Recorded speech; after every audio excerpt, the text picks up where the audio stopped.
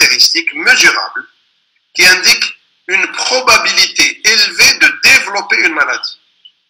Le risque cardiovasculaire, c'est quoi? Le risque cardiovasculaire, c'est le risque de survenue d'événements coronariens, cérébrovasculaires, pathologie vasculaire périphérique ou insuffisance cardiaque. Alors, il y a deux types de prévention. Il y a la prévention primaire et la prévention secondaire. La prévention primaire, c'est éviter l'apparition de ces maladies. Donc, mon patient n'est pas malade, mais il a des facteurs. Je vais essayer de prévenir l'apparition de ces maladies. La prévention secondaire, c'est malheureusement mon patient a déjà eu un événement cardiovasculaire et comment je vais faire pour améliorer ou éviter, pour lui éviter de faire un deuxième événement ou une récidive de sa maladie cardiovasculaire. Alors, les facteurs de risque sont classés en deux types. Ce sont les facteurs de risque modifiables et les facteurs de risque non modifiables. Qui sont les facteurs de risque non modifiables? Alors, les facteurs de risque non modifiables, c'est le sexe. Un homme de plus de 55 ans a plus de risque qu'une femme. L'âge.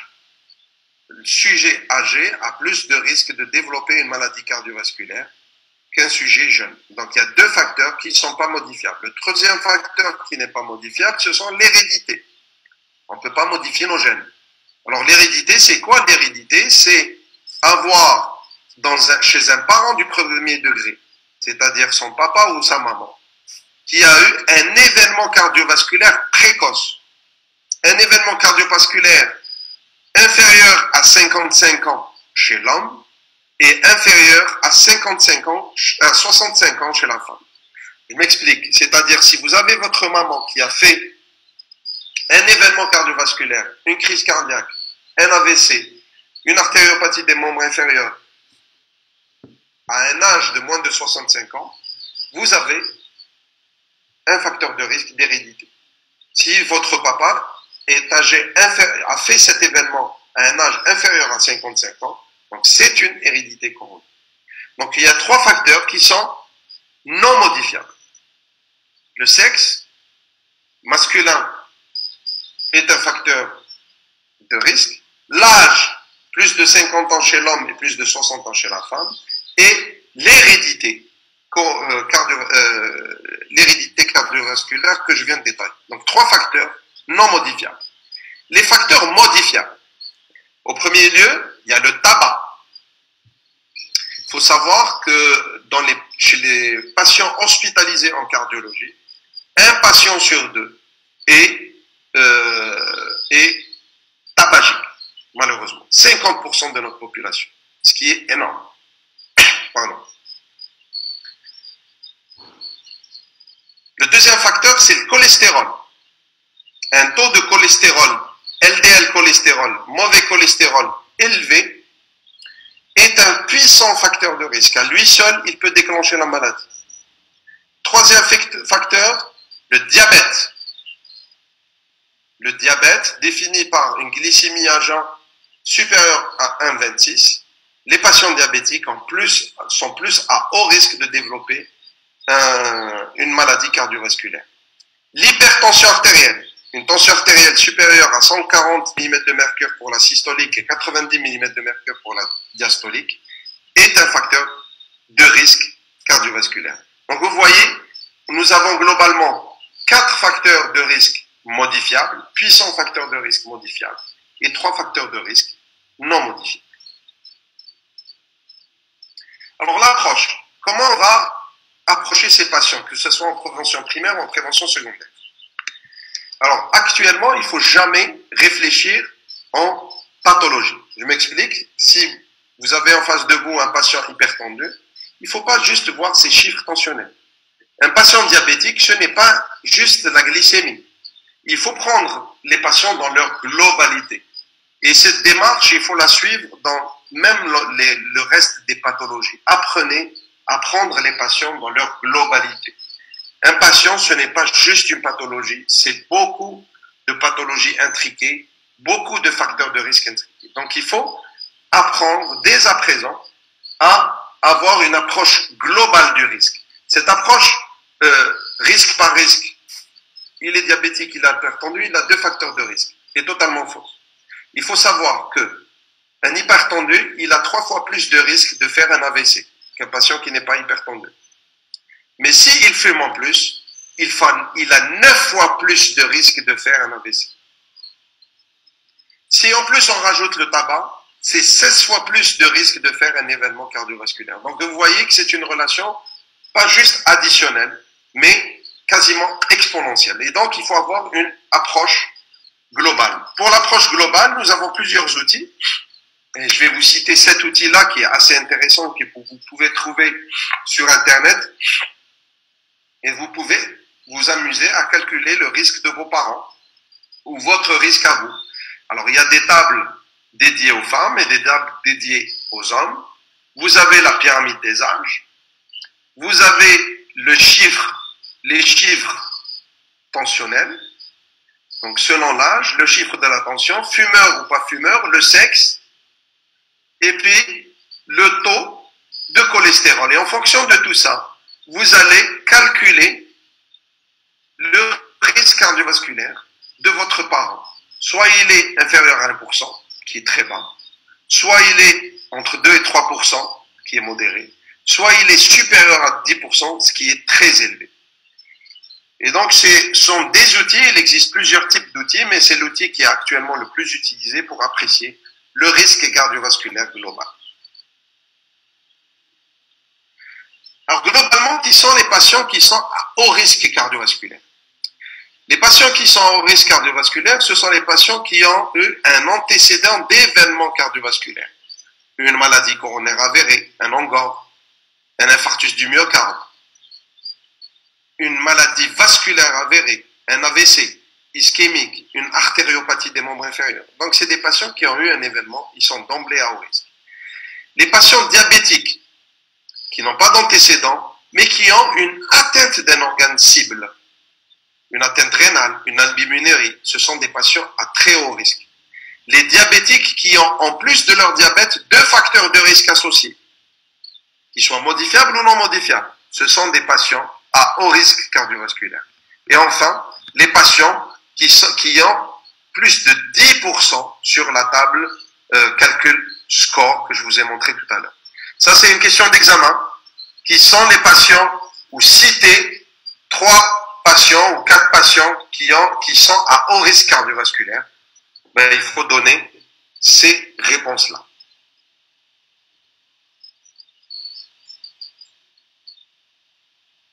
Alors, les maladies cardiovasculaires, pourquoi on vous a mis ce cours-là? Parce que tout simplement, c'est la première cause de mortalité dans le monde.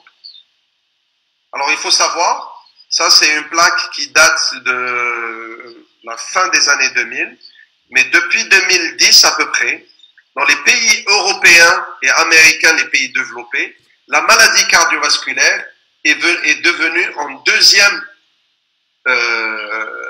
après le cancer. Pourquoi? Parce qu'ils ont agi sur la prévention cardiovasculaire. Les campagnes de lutte anti-tabac, à elles seules, le fait d'empêcher de fumer sur les lieux publics ou dans les lieux de travail a permis de réduire plus de 60% les événements cardiovasculaires. Et donc, dans les pays européens et les pays développés, il y a une stratégie de prévention cardiovasculaire qui est en train de payer. Et ils ont réussi à réduire le taux de mortalité des maladies cardiovasculaires. Et c'est les cancers qui ont toujours la même incidence qui sont maintenant au premier plan. Par contre, dans les pays comme l'Algérie, les pays en voie de développement, ben, on voit une explosion des maladies cardiovasculaires du fait d'un surpoids, diabète. On a un taux de diabétique et un taux d'hypertendu qui est presque le double des patients européens, tout simplement parce que nous avons des habitudes alimentaires qui ne sont plus adaptées. Nous avons des habitudes alimentaires qui ne nous conviennent pas. L'Algérien était un travailleur, était un agriculteur. Nous sommes devenus très sédentaires. On utilise la voiture pour à peine 100 mètres pour aller acheter le pain. Et nous pratiquement quasiment pas de sport, ce qui entraîne l'explosion des maladies cardiovasculaires dans notre population.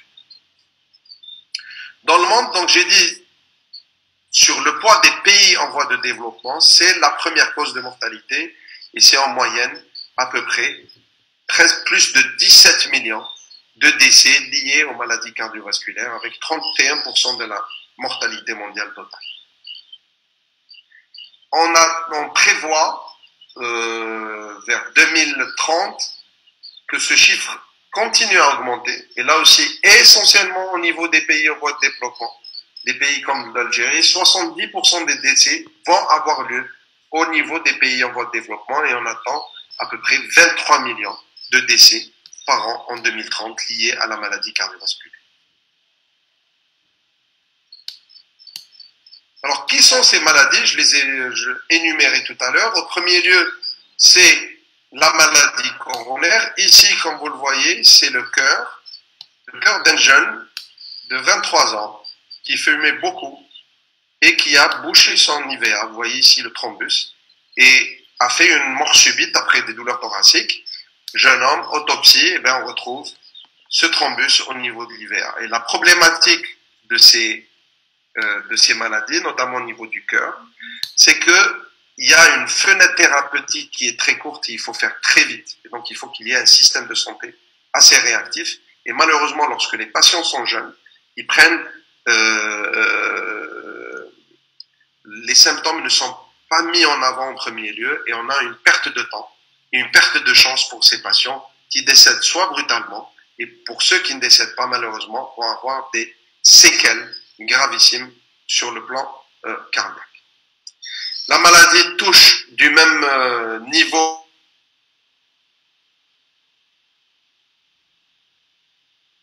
développement de la maladie athérothrombotique au niveau des carotides ou bien au niveau des artères cérébrales.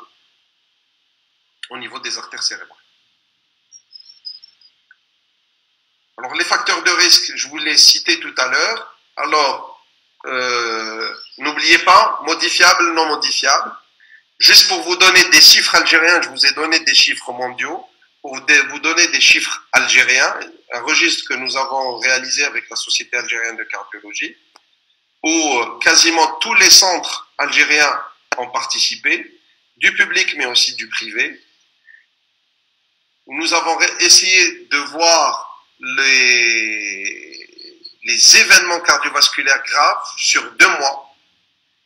Et sur 2 mois, je vais vous donner, regardez les facteurs de risque qu'on a retrouvés. L'hérédité n'est présente qu'à peine 10% des cas. Et les facteurs les plus retrouvés, notamment le tabac, presque 1 patient sur 2. Donc si vous fumez, essayez d'arrêter de fumer s'il vous plaît. Et si vous avez des gens autour de vous qui fument, votre rôle est important dans la prévention cardiovasculaire. Peut-on éviter un événement cardiovasculaire? Clairement oui. 80% des crises cardiaques et des AVC sont évitables grâce à la lutte contre les facteurs de risque, l'arrêt du tabac, manger équilibré, pratiquer du sport, bien dormir est un élément également important et vous allez le voir dans le cours de l'hypertension artérielle, notamment le syndrome d'apnée du sommeil. Voilà, j'ai fini le deuxième cours sur la prévention cardiovasculaire. Je vais arrêter le partage pour pouvoir voir vos questions s'il y a d'éventuelles questions.